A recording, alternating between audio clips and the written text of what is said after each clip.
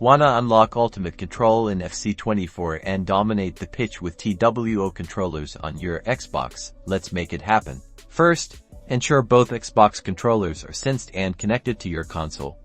You can do this by pressing the Xbox button on each controller until it lights up and the Xbox console recognizes them.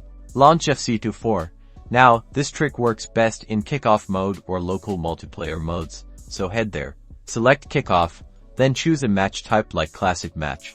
Pick your teams. Here comes the key step, using the first controller, the one you want to be the main controller. Select your side as normal. Now, using the second controller, navigate and select the same team again. The game will assign the second controller to control a second player on the same team.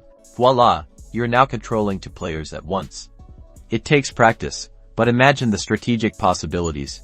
If this helped you unlock a new level of FC24 madness, smash that like button, subscribe for more gaming tips, and tell me in the comments what crazy formations you're trying out.